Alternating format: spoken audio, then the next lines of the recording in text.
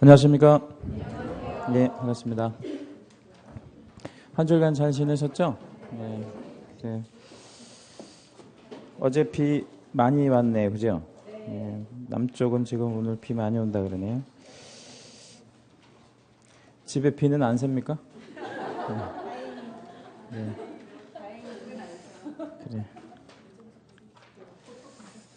자, 우리 지난주에 5장 이론 부분까지 좀 하고 문제는 안 풀었던 걸로 제가 메모가 돼 있네요. 그죠?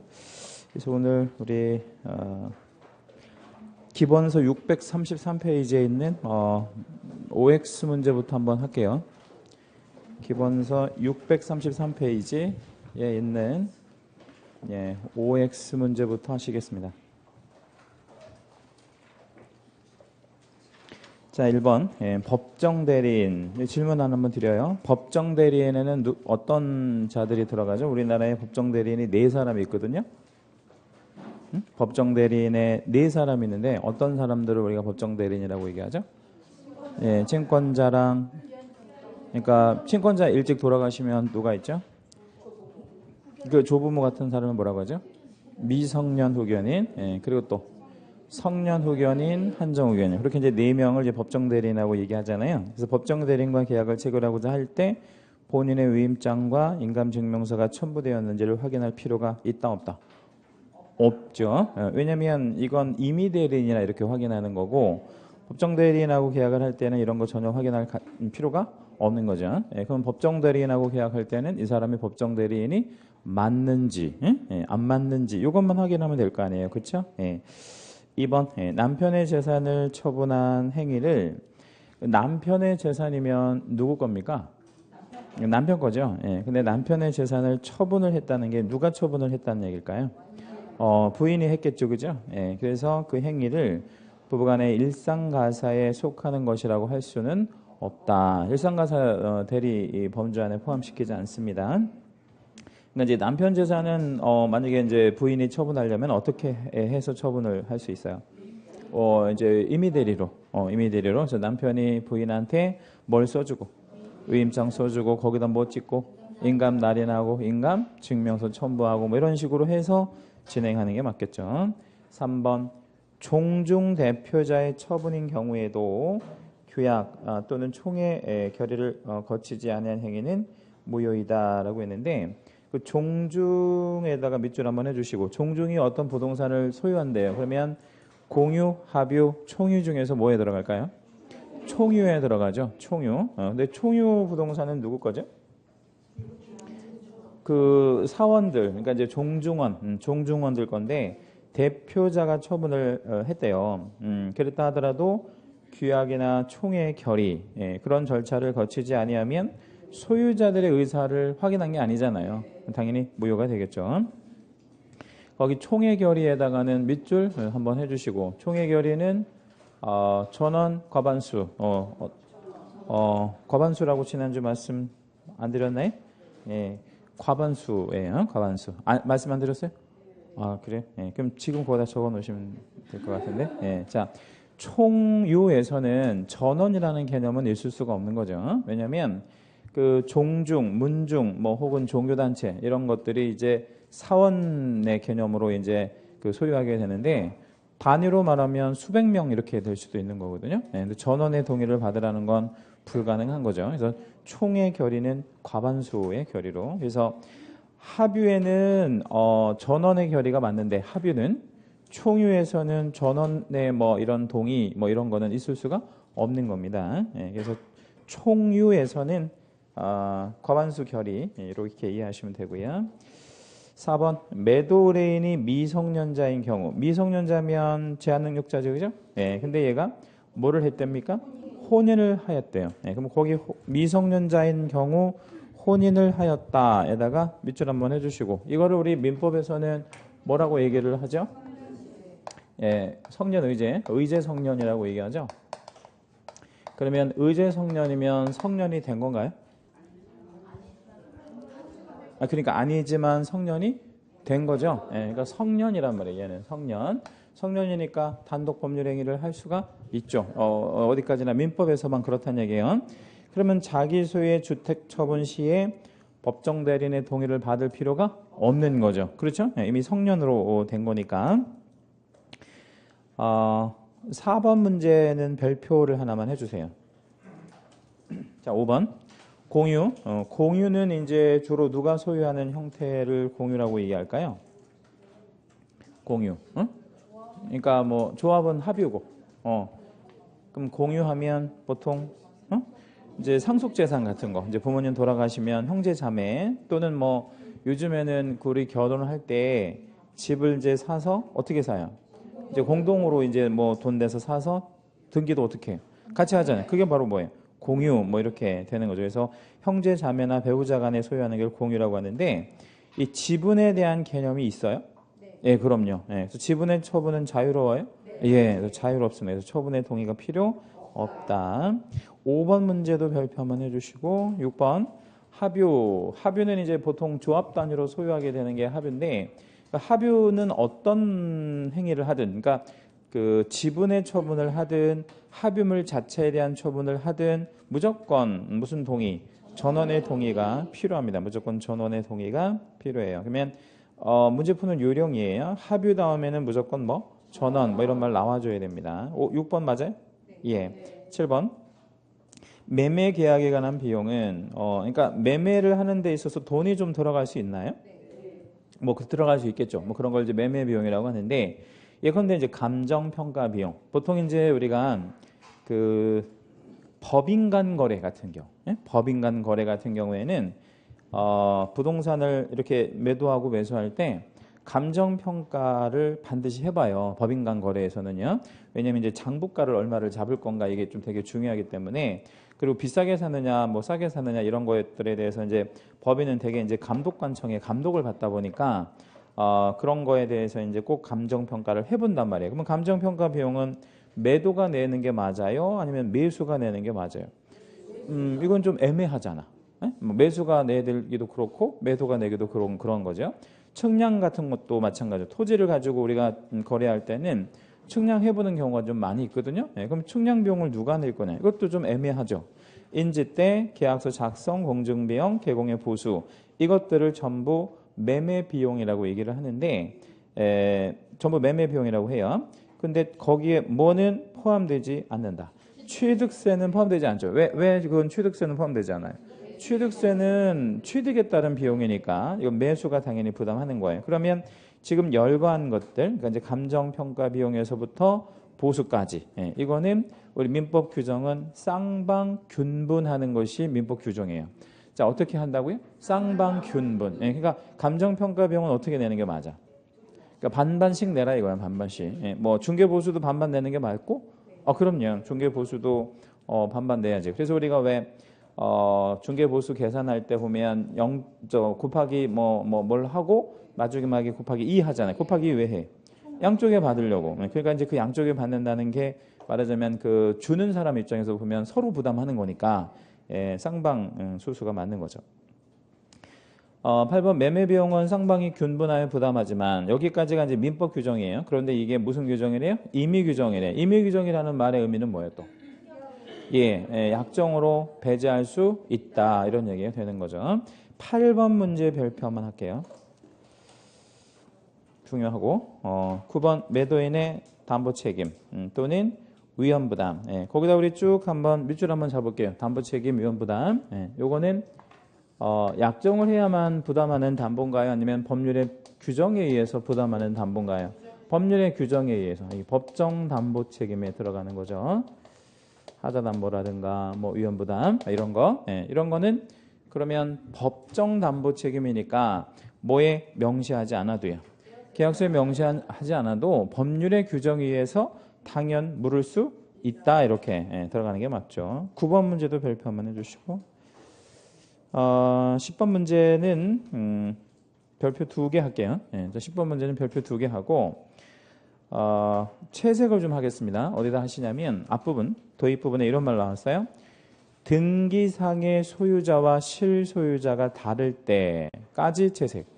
이 전제가 굉장히 중요하거든요. 이게 무슨 얘기냐면 등기부상의 소유자와 실소유자가 다를 수 있어요? 예. 왜 다를 수 있죠? 뭐 이제 명의신탁 같은 것도 있을 수 있으니까 등기가 정확하게 100% 항상 실소유자를 상징하는 건 아니잖아요. 달리 말하면 등기부는 공신력이 없기 때문에 등기부가 사실과 다를 수 있다는 거죠. 예, 그러니까 이렇게 실소유자와 다를 수 있는 전제가 우리나라에서 존재합니다. 그러면 우리 그 등기 선생님이 이런 얘기 해주셨나요? 독일 얘기 해주셨나요? 아, 독일 얘기 안 해주셨어요? 그 독일 등기 같은 경우는 어떤 식으로 이제 그 등기부에 기입이 되냐면, 가령 이제 매매를 뭐 A가 B에 판다 그래요. 예, 만약에 이제 매매하고 등기를 넘겨주냐면, 이 등기관은 어떤 식으로 등기를 해주냐면 수사권을 가지고 있어요. 우리 경찰들이 수사하는 것처럼 수사권을 가지고 있어서 둘 다 이제 이렇게 몇 년 몇 월 며칠부로 등기소에 출두하시오 이렇게 이제 명령서를 보내가지고요. 매매 계약서를 가지고 오라고 그래요. 예, 그래서 공동으로 인터뷰도 하고 따로따로 인터뷰도 해봅니다. 그래서 이제 A가 매도인이라면 A한테 물어보죠. 너 진짜 파는 거 맞아? 그럼 물어보는 거죠. 예, 만대. 너 누구한테 협박당한 거 아니야? 나 사실대로 얘기하면 내가 수사해서 다 잡아줄게. 뭐 이렇게. 예. 뭐 이렇게 다 물어보고 B한테는 이제 뭐라고 물어보겠어요? 너 이거 살 거 맞아? 진짜? 네 의사로 사는 거 맞아? 예, 맞대. 그럼 너 무슨 돈으로 사는 거야? 예. 그럼 뭐 예를 들어서 뭐 대출 받아서 사는 건데, 그럼 대출 받은 거 가져와봐. 이렇게. 이걸 전부 수사를 해서 등기부에 넣어준단 말이에요. 그러면 독일 등기는 무슨 력이 있는 거야? 그러니까 공신력이 있으니까 이게 만약에 사실과 다르면 국가가 책임진다는 거지. 응? 등기관이 다 일일이 확인해야 되니까. 근데 우리나라는 이렇게 하고 있나요? 이렇게 하고 있잖아요. 근데 이렇게 하려면 어떤 문제가 있죠? 우리나라에서 이렇게 하려면, 독일처럼 하려면 등기관이 엄청나게 많아야 되고요. 비용도 많이 들겠죠. 네? 등기 비용도 굉장히 많이 발생하고. 그리고 이제 저게 만약에 문제가 있으면 국가가 책임진다 그랬잖아요. 그러니까 제도가 필요한 거야. 저걸 어떻게 국가가 책임질 건가. 그러니까 굉장히 복잡한 문제가 생길 수는 있다 이거죠. 그러나 이제 등기부를 말 그대로 믿고 거래할 수 있는 뭐 거래 안전적인 측면에서 본다면 독일 등기가 훨씬 우리보다는 안전한 측면이 있긴 하죠. 아무튼 우리는 이렇게 등기와 실소유자가 다를 수 있다는 전제가 있다는 거. 그래서 계약은 누구랑 계약을 해야 안전해야 되겠어요? 실소유자. 그 이유는요? 그 실소유자가 진짜 소유자니까. 예, 그럼 진짜 소유자만 뭐를 할 수 있는 거예요? 처분할 수 있는 권능이 있는 거죠. 그렇죠? 예. 예, 뭐 그런 거 아주 잘 나옵니다. 예. 자, 뒷장 한번 넘겨보시고 634페이지 634페이지 1번 계약서 작성에 있어서 개공이 유의해야 할 다음에 설명 중 옳은 것 이렇게 물었습니다. 1번 미성년자나 피한정 후견인 그 두 자 이렇게 연결 밑줄 한번 해볼게요. 이 두 자의 공통점 제한 능력자, 행위 능력의 제한을 좀 받는 애들이죠. 그러면 반드시 그의 법정 대리인과 계약을 체결해야 되는데 OX X. 자, 왜 X냐면 이들의 법정 대리인에게는 대리권도 있지만 동의권이 있으니까 법정 대리인은 무슨 권을 활용시켜서 동의권을 활용시켜서 누구랑 계약을 해도 되겠어요? 그 미성년자 본인과 계약을 해도 되겠죠? 그러니까 법정 대리인이 동의를 한다면 되니까. 1번은 반드시가 틀린 겁니다. 2번 등기상 소유자와 실소유자가 다를 때 그럴 수 있다 그랬죠? 그럼 누구랑 계약? 실소유자와 계약. 3번 계약 내용은 반드시 서면에 의하여 작성하고 단락 끊어볼게요. 거기에서 여기까지 OX. 자, 문제를 다시 한번 좀 볼까요? 거래계약서 작성에 있어서 개공이 유의하여야 할 사항 이렇게 표현했잖아요. 자, 그러면 반드시 서면에서 작성하는 거 맞아요? 네. 26조 1항에 개공은 중개가 완성된 때 거래계약서를 뭐하여 작성하여 뭐 이렇게 표현하고 있습니다. 그러니까 당연히 작성하고 맞고요. 근데 공법상 이용 제한 사항을 기재할 필요는 없죠. 왜 그렇죠? 공법상 이용 제한 사항은 이건 확인 설명서의 기재 사항이니까 굳이 이제 거래계약서에 기재될 필요는 없는 거죠.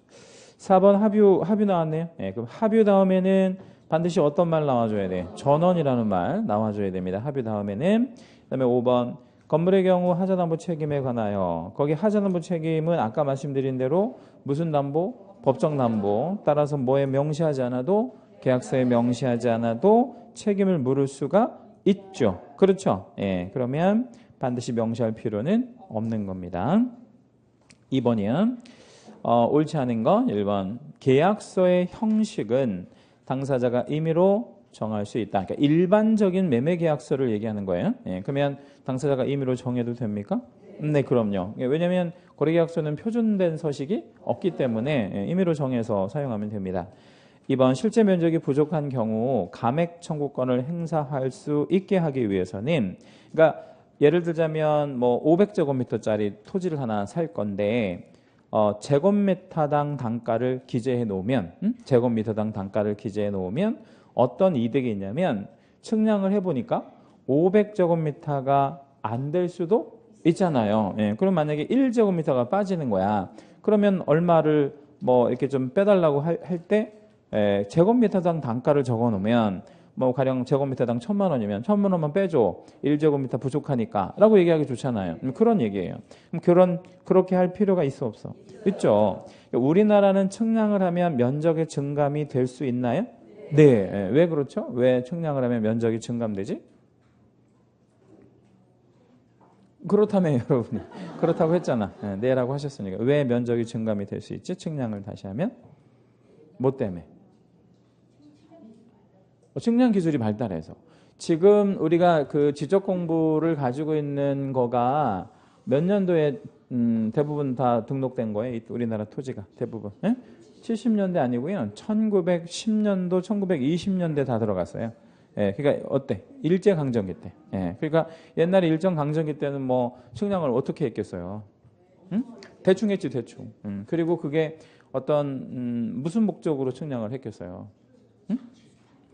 수탈의 목적으로 한 거지. 예, 그래서 목적 자체가 뭐 자기네 땅을 이렇게 잰다라기보다는 어떻게 하면 많이 이제 수탈할까? 뭐 이런 걸로 이제 가지고 측량하기 때문에 대충 한 거죠. 특히 어느 쪽 땅들은 거의 뭐 엄청나게 차이가 날 수 있어요. 임야 같은 거, 임야 같은 건 막 대충 그냥 대충 하는 거죠. 그래서 측량을 해볼 필요가 있습니다.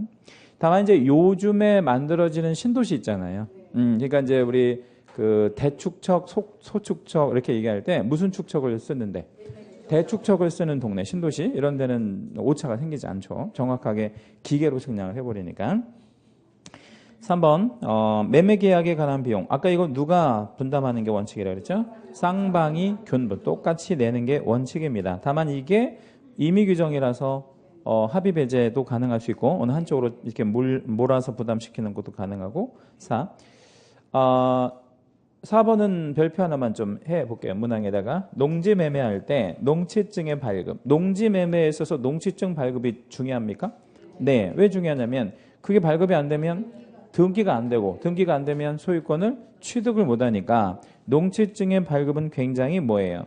중요하죠. 예. 그리고 농지 전용 허가 등을 조건으로 할 필요가 있다라고 했는데, 그러니까 예를 들자면 그 농지를 농업 경영에 이용할 목적이 아니라면, 그러면 뭐를 조건으로 할 필요도 있어요. 전용 허가를 조건으로 규제할 필요도 있는 거죠. 예. 4번이요.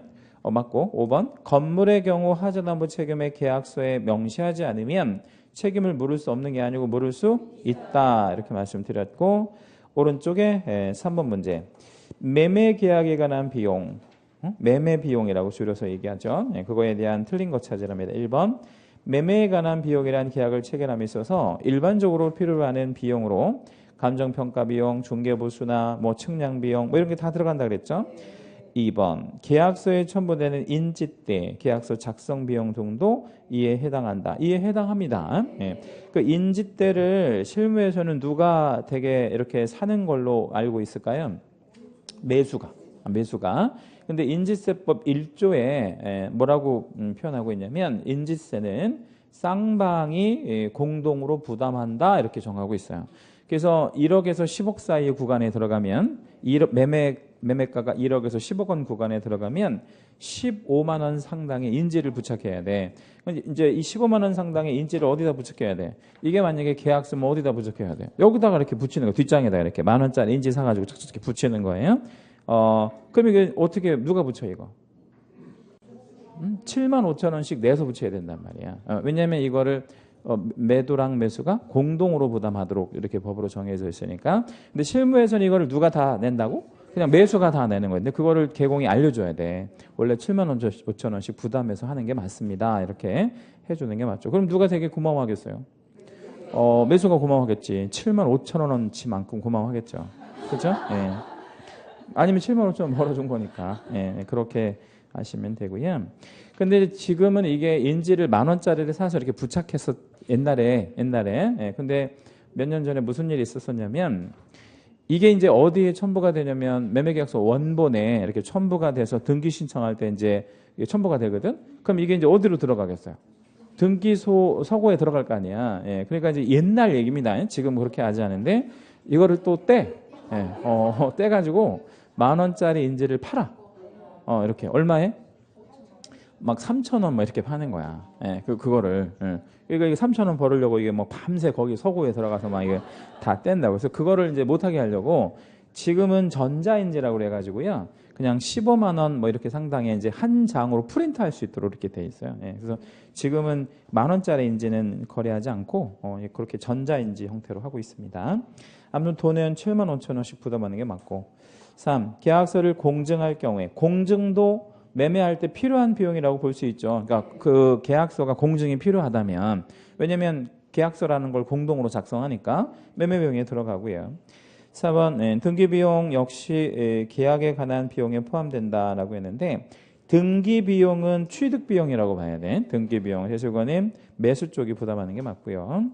5번 매매 계약에 관한 비용은 쌍방이 분분하여 부담하도록 하는 것이 원칙이고 법 규정이고, 다만 이 규정이 뭐라서요? 임의 규정이라서 우리 특약으로 배제할 수 있다. 뭐 정도 이해하시면 되겠고요. 자, 밑에 4번 개공갑이 을 소유 X 토지를 공유하고자 하는 을과 병에게, 그러니까 X 토지가 있는데 그거를 누구랑 누가 공유를 한다고요? 을과 병이 공유를 하려고 한다. 이거죠. 옳은 거를 찾으랍니다. 기억. 을의 지분이 2분의 1이고 다른 특약이 없는 경우 을이 X토지 전부를 사용 수익하고 있다면 병은 을에게 부당 이득 반환 청구를 할 수 있다. 왜냐하면 지분이 몇 분의 몇이에요? 2분의 1. 근데 혼자 다 쓰잖아. 그럼 무슨 이득? 부당한 이득을 지금 보고 있는 거 아니에요? 청구할 수 있어 없어요? 있고. 니은. 을의 지분의 2분의 1이고 다른 특약이 없는 경우에 을은 단독으로 공유물의 관리에 관한 사항. 어제 같은 경우에 뭐가 막 이제 많이 왔죠? 비. 그럼 집에 뭐 새고 그럴 수 있어요? 물 새고 그럴 수 있지. 그럼 그거 보수해야 돼? 그런 게 뭐야? 그런 게 이제 관리에 관한 부분이죠. 그럼 그런 것들은 단독으로 정화도 되겠어요? 그럼요. 뭐 처분하는 게 아니니까 그런 건 빨리빨리 보존을 해줘야 되지 않겠습니까? 그래서 그런 건 결정할 수. 관리의 사항. 을은 단독으로 공유물의 관리에 관한 사항을 결정할 수 없다. 요거 맞는 표현인데, 요거 이제 그러니까 보전 처분, 보전 처분을 아까 얘기한 그런 거고, 이거는 관리에 관한 사항이니까 사용 수익의 어떤 개념으로 보는 그런 개념이고, 이거는 결정할 수 없고, 아까 이제 비가 왔을 때 이제 말하자면 보존하는 그런 보존 처분은 이제 당연히 할 수 있는 것이고, 그러니까 관리에 관한 사항은 결정할 수 없는 게 맞고. 디귿. 을의 지분이 3분의 2다. 그럼 3분의 2면 과반이 넘어가잖아요. 그러면 을은 X 토지의 특정된 부분을 배타적으로 사용하는 결정을 할 수가 있다. 그러니까 과반수 넘어가면 결정할 수 있고. 니을. 을과 병은 X 토지를 5년 내에 분할하지 않을 것을 약정할 수 있다. 이런 분할 금지 약정 가능하죠. 뒷장 넘기시고 5번 문제에다가는 별표를 하나만 잡겠습니다. 5번 문제는 별표를 한번 좀 해주시고요. 계약금에 관한 설명으로 틀린 것은 이렇게 물었는데 이게 이제 26회 민법 본시험 문제이긴 한데 중개사법에서도 잘 나오는 편이에요. 계약금 잘 기억해 주셔야 되고 1번 계약금은 별도의 약정이 없는 한 해약금으로 추정된다라고 했는데 우리 그 5번 문제 위에 여백에다 하나 좀 적어놔 볼게요. 뭘 적어놔 보냐면 계약금은 어떤 성질을 갖고 있을까요? 세 가지 성질이 있죠, 그죠? 그래서 일단 증약금으로서의 성질과 그 다음에 위약금으로서의 성질과 해약금으로서의 성질이 있는 거죠. 그래서 이렇게 세 가지 성질이 있는데 증약금으로서의 성질은 보통 우리가 계약금을 걸었다면 뭐가 있을 것으로 예상할 수 있어요? 계약이 있었을 것으로 예상할 수 있으니까 계약의 뭐다? 증거다 이렇게 볼 수 있는 거죠. 그죠? 그래서 모든 계약금은 뭐로서의?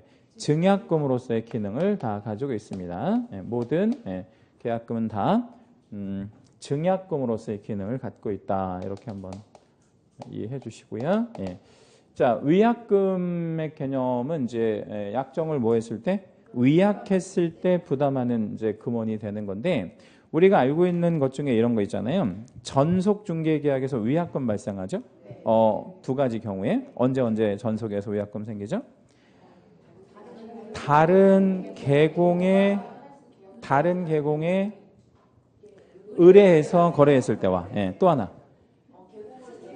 전속 계공을 배제하고 거래했을 때 이 두 가지 경우에 위약금 생기잖아요. 근데 지금 우리가 얘기할 수 있는 거네.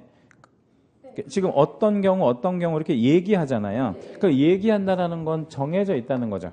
그렇죠? 그래서 이 위약금이라고 하는 것은 손해배상에 대한 예정금으로서의 기능을 하는 거거든요. 그러니까 이거 위약하면 내가 요만큼 줄게 뭐 이런 얘기인데 이거는 뭐가 있을 때?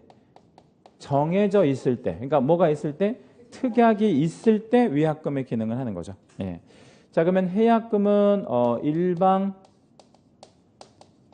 해제의 조건금으로서의 기능을 합니다. 그러니까 상대방의 뭐 없이 동의 없이 거래 계약을 뭐 할 수 있는 해제시킬 수 있는 조건금이라는 거죠. 해서 이거는 뭐가 없을 때예요. 특약이 없을 때 추정되는 성질이 해약금이다. 이렇게 이제 생각하시면 되는데 이 조건이라는 게 좀 중요하죠.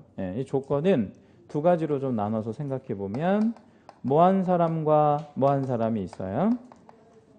교부한 사람과 수령한 사람이 있잖아요. 그러면 교부한 사람은 뭐 하고?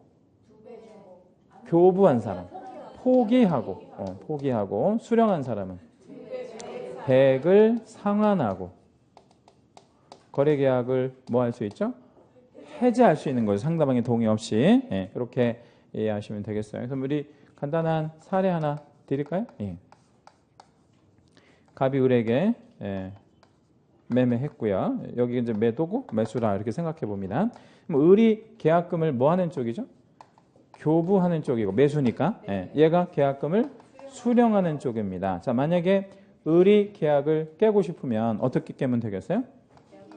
포기하고. 근데 포기한다는 말이 어떤 얘기죠? 포기한다는 게 이제 갑한테 전화를 해요. 전화를 해서 뭐라고 얘기해? 너 가져. 그러니까 이걸 조금 우리 드라마적인 의사로 표시하면 뭔 뜻이야? 응? 너 먹고 떨어져. 그래서 먹고 떨어지라는 게 뭐야? 나는 그거 받을 생각이 없으니까 너 갖고 나는 그냥 뭐 할 거야? 포기할 거야. 뭘 포기하지? 이 계약상의 지위를 포기한다 이런 얘기잖아요. 근데 얘도 그렇게 할 수는 없잖아요. 얘는 교부한 게 없으니까 포기할 수는 없잖아. 그럼 어떻게 하는 거야? 배액을 상환하는데 이 배액을 상환한다는 얘기는 얼마가 되는 거죠? 200%가 되는 거거든. 배액이면. 그러니까 받은 거에 2배가 되는 거니까. 그러면 100%는 뭘로 100%는 뭘로 주는 거예요? 100%는 받은 거를 돌려주는 거가 되는 거지. 받은 거 받았으니까 돌려줘야 될 거 아니에요. 계약을 지금 깨려고 하는 거니까. 나머지 100%는 아니 해약금으로 주는 거야. 해약을 할 수 있는 조건금이란 말이야. 위약금 주는 게 아니고 뭘 준다고? 해약금 100과 반환금 100을 주는 거야. 그래서 뭐가 되는 거야? 200이 되는 거죠. 예, 그렇게 생각하시면 됩니다. 자, 그러면 문제. 별도로 약정이 없으면 특이하게 없으면 해약금으로 추정되는 거 맞고, 그죠? 자, 2번 매매 해약금에 관한 민법 규정은 임대차에도 적용된다. 이게 지금 매매만 얘기되는 거예요? 임대차도 똑같이 적용되는 거야? 당연히 똑같이 이제 민법에 적용을 받는 모든 계약에서는 이게 다 적용될 수밖에 없는 거죠. 3. 해약금에 기하여 계약을 해지하는 경우에는 원상 회복의 문제가 발생하지 않는다라고 했는데, 이 해약금은 언제 하는 거지? 시점이? 이행에 착수하기 전에. 그러니까 이행 원상 회복의 문제는 처음부터 생기지 않는 거예요. 4. 토지거래 허가구역 내 토지에 관한 매매 계약을 체결하고 계약금만 지급한 상태. 거기다 우리 밑줄 한번 잡을게요. 계약금만 지급한 상태. 자, 그걸 뭔 상태라 그래요? 응? 계약금만 지급한 상태 이렇게 얘기했잖아요. 그걸 뭔 상태라고 하냐면 계약금 상태라고 그래요. 계약금 상태. 그렇잖아요. 계약금 상태. 그럼 계약금 상태에서는 지금 우리가 이걸 해본 거, 즉 일방적으로 해지할 수 있는 걸 할 수가 있단 말이에요. 아직 뭐가 착수된 게 아니니까, 이행에 착수된 게 아니니까. 그렇죠? 그런데 다른 약정이 없을 때 매도는 계약금의 배액을 상환하고 계약을 해지할 수 없다. 그런 사적 자체의 영역까지 토지거래 허가 제도에서 제한하는 것은 없어요. 그건 당사자들 간의 합의로 결정할 수 있는 영역이잖아요. 그걸 국가가 관여할 문제는 아니고. 4번 틀렸고 5번. 계약금만 수령한 매도인이 매수인에게 계약의 이행을 최고하고 매매 잔금의 지급을 청구하는 소송을 제기한 경우, 다른 약정이 없는 한, 역시 지금 계약금만 수령한 상태니까 무슨 상태예요? 계약금 상태니까 계약금을 포기하고 계약을 해지할 수 있다라고 해야죠. 6번 문제도 별표 한번 할게요. 상가 권리금이라고 이제 표현되어 있는데, 이 상가 권리금이 의의가 뭐고, 그렇죠? 그리고 어떤 성질을 갖고 있고, 이런 거 되게 중요합니다. 틀린 거 1번. 권리금의 지급은 영업시설, 비품 등 유형물이나 거래처, 신용, 영업상의 노하우 또는 점포 위치에 따른 영업상의 이점 등 무형의 재산적 가치의 양도 또는 일정한 기간 동안의 이용의 대가라고 본다라고 했죠. 여기 1번 문항을 일단 그 권리금에 대한 그 하나 이제 의의를 이제 대법원이 얘기한 건데요. 들어오는 단어가 뭐가 딱 들어왔어요? 응? 무형의 재산적 가치 이런 거 좀 눈에 들어왔죠? 그럼 이거는 부동산은 아니라는 얘기네. 그렇죠? 그리고 권리금은 주택 같은 데서도 발생하나요? 아니요. 그럼 어디에서만? 영업용 건물에서만 발생한다. 이제 쉽게 말하면 상가에서 발생한다는 거지. 그래서 그렇게 이제 두 가지 정도 이렇게 눈에 딱 들어왔습니다. 2번. 그러면 이 권리금은 중개대상으로 아니라는 거네? 예. 자, 2번. 그 유형, 무형의 재산적 가치의 양수 또는 약정 기간 동안의 이용이 유효하게 이루어진 이상. 그러니까 이 권리금은 그러면 돌려주거나 돌려받을 수 있는 그런 보증금적인 개념인가요? 아니요. 이건 그냥 그 소멸성이 되는 거지. 그런데 약정 기간 동안의 이용이 유효하게 이루어졌대요. 그렇게 된 이상 임대인은 그 권리금의 반환 의무를 지지 아니한다. 이건 좀 소멸되는 거니까 그런 개념이 되는 거고요. 얼마 전 그 족발집 사건이 하나 있었었죠. 그래서 그 뭐 궁전 족발? 상호가 뭐 궁정 족발인가 그랬던 것 같은데 궁중 족발인가? 아무튼 뭐 그랬는데 그 족발 그 운영하는 임차인이 건물주를 망치로 때렸잖아요. 그래가지고 이제 신문에도 뭐 이렇게 크게 보도가 되고 그것 때문에 이제 상임법을 개정하자는 이제 움직임이 있었어요. 그래서 그 상임법 개정 내용은 뭐냐면 5년 이제 이 계약갱신 요구를 10년으로 바꾸자 뭐 이런 얘기였는데, 근데 그게 이제 그 기자가 무식해서 이제 사실은 숨겨져 있는 내막을 잘 모르는 거란 말이에요. 근데 그 사람이 몇 년을 영업을 했어요? 이제 5년 넘게 했단 말이야. 근데 이제 건물주는 그 건물을 비싸게 샀다고. 그럼 여러분이 건물을 샀다고 생각해봐요. 내보내고 싶어? 내보내고 싶지. 근데 그 사람은 근데 올려주지도 않고, 나가지도 않고. 그 소송을 해서 명도 판결까지 받았단 말이야. 그러니까 법원에서 얘 보고 뭐라고 그랬어요? 나가라고 한 거야. 예, 그래서 이제 집행을 하려고 했는데 계속 거부를 해서 이제 계속 도망 다니고 뭐 이래가지고 이제 그 원수는 외나무 다리에서 만든다고 길거리에서 만나서 망치로 때린 뭐 이런 사건이거든요. 그러니까 누가 보더라도 누가 명백히 잘못한 거야. 그 임차인이 명백히 잘못한 거지. 근데 거기에 숨겨진 내막은 뭐냐면 그 집이 장사가 잘 되겠죠. 그러니까 그 사람이 뭐를 많이 두고 들어왔어요. 권리금 때문에 그런 거지 지금. 권리금 때문에 사실은. 그러니까 못해도 권리금을 몇 억은 뭐 몇 억이 아니라 몇십억을 받을 만한 아마 그 장사가 잘 되는 집인 것 같아. 그러니까 그걸 포기를 못 하겠다는 얘기고 반대로 건물주는요. 그거 못 주겠다는 거지 뭐. 그걸 내보내고 그 자리에서 족발집 하면 얼마나 잘 되겠어. 그건 내가 몇십억 버는 거니까. 그래서 이제 그런 망치 사건이 이제 발생하고 그러는 건데 이 권리금을 이제 상가임대차 보호법에서 일정한 기간 동안 이용을 유효하게 되면 돌려줄 의무가 없다라고 보는 것이 대법원 판례예요. 그러니까 그거는 이제 명백히 임차인이 잘못한 부분이죠. 3. 임대인의 사정 등으로 중도 해지됨으로써 이건 좀 다른 사례인데 중간에 임대인이 내보내고 싶은 거예요. 누구를? 임차인을. 이 사람은 지금 권리금이라고 하는 것을 상당히 많이 주고 들어왔고 일정한 기간 동안 이용을 해야 되는데 그걸 지금 이용하지 못하게 됐잖아요. 그러면 그건 누구 사정인 거예요? 임대인 사정이니까 두 번째 조건법은 임대인은 그 권리금의 전부 또는 일부를 뭐 해야 된다? 반환해야 할 의무가 있다라는 얘기죠. 4번 임대차 계약서상 권리금은 임대인이 인정하되 임대인이 점포를 요구 시에는 권리금을 임차인에게 변제한다라고 기재한 경우 요 특약을 제가 다시 한번 좀 읽어드릴게요. 어떤 느낌인지 한번 보세요. 권리금은 임대인이 인정을 한대. 인정한데 임대인이 점포를 요구할 때 그러니까 임대인이 점포 좀 내놔 이렇게 요구할 때는 권리금을 임차인에게 변제한다라고 기재한 경우 이제 어떤 느낌이 좀 받았죠.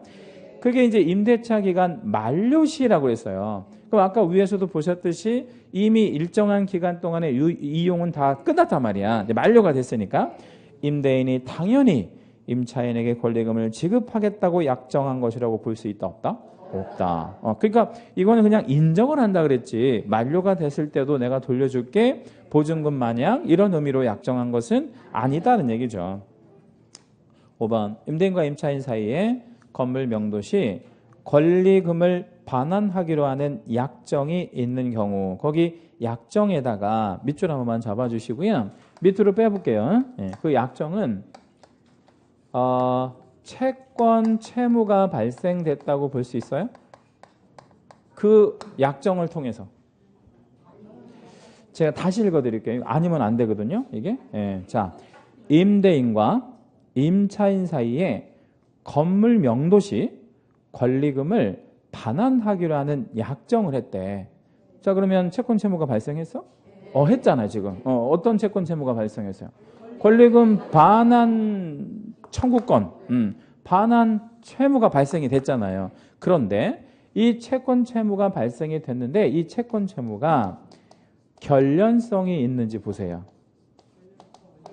네? 아니 그러니까 그렇게 답변하지 말고 이 약정까지 해서만 판단해 보라고. 임대인과 임차인 사이에서 건물 명도할 때 권리금을 돌려주기로 하는 약정을 했대. 그게 물건과 그죠? 그 건물과 결련성이 있냐고. 응? 결련성.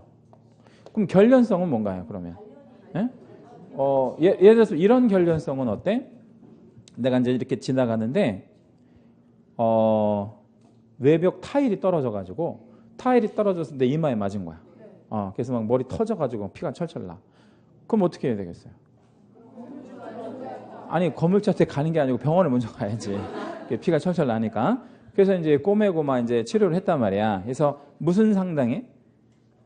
치료비 상당의 내 손해배상 청구권을 가졌죠. 그럼 그 채권은 결련성이 있어? 무엇으로부터? 그렇죠. 이 물건으로부터. 그게 결련성이 있는 거야. 근데 여기는 결련성이 있어요? 없어. 왜 결련성이 없어? 이건 건물이 약정한 게 아니잖아. 건물로부터 발생한 게 아니잖아. 누가 약정을 해준 거야? 임대인이 해준 거라고. 그냥 임대인이 주겠다라고 약속을 한 거잖아. 그냥 채권 채무만 있을 거지 뭐는 없어. 결련성은 없잖아. 건물로부터 발생한 건 아니잖아. 뭐뭐로부터가 아니잖아 이게. 그렇죠? 예. 그러니까 임대인이 돌려주겠다고 약속을 한 것뿐인 거야. 그냥 단순 채권이야. 그래서 두 번째 줄에 보면 건물에 관하여 생긴 채권이라고 할 수 없어요. 그런 결련성은 없단 말이야. 따라서 뭐를 행사할 수는 없고 유치권을 행사할 수는 없다. 이렇게 이해하시면 되겠습니다. 다만 이런 경우는 어떤가요? 5층 건물인데요. 5층 건물인데 안마시 수술을 하려고 하는 거야. 어디에다가? 5층에다가. 전층을 하는 게 아니고 5층에다가 안마시 수술. 근데 안마시 수술을 하려고 보니까 그 5층이 이제 엘리베이터가 없는 건물이야. 그러니까 안마 받으러 오는 사람들이 5층까지 걸어오냐고. 안 걸어오지. 그러니까 뭐가 필요한 거야? 엘리베이터가. 근데 건물 주인한테 얘기했더니 그냥 당신이 영업상 필요하면 뭐 하든가 뭐 말든가 하라고 얘기했단 말이에요. 동의도 아니고 뭐 거부도 아니고 했어요. 그래서 그냥 자기가 영업에 필요해서 엘리베이터를 놨어요. 그러면 그거 그 엘리베이터 설치 비용, 그거 결련성 있어요, 없어요? 결련성 없어요. 왜 없어? 영업에 필요해서 자기 필요해서 한 거니까. 그건 결련성 없습니다. 이해되죠? 근데 이제 예를 들어서 그게 또 이럴 수 있어요. 누가 그걸 동의를 한 거야? 임대인이 동의를 해서 그게 잔존 가치가 또 생겨버리는 거야. 그럼 또 결련성이 있어요. 또 그거는 또 좀 달라. 그래서 이 결련성이 참 어려운 개념이에요. 아무튼 개념은 여기서 권리금을 가지고 뭐를 주장할 수는 없다. 유치권은 유치권은 주장할 수 없다는 거. 자, 이제 7번 문제 한번 가보도록 할게요. 7번 문제. 개공갑의 중개로 병이 을 소유의 엑스토지를 매수한 후에 을에게 계약금과 중도금을 지급하였다. 자, 뭐를 지급했다는 게 중요하네. 중도금. 그러니까 이행이 일단 착수가 됐네요. 그 후 갑은 을이 이 엑스토지를 정에게 다시 매각한 사실을 알게 되었다. 그렇죠? 그럼 이게 지금 관계가 어떻게 된 지금 관계예요? 지금 병이 을 소유의 엑스토지를 매수해서 을에게 계약금과 중도금을 지급을 했는데, 그죠? 그러니까 이행이 지금 착수가 됐잖아요.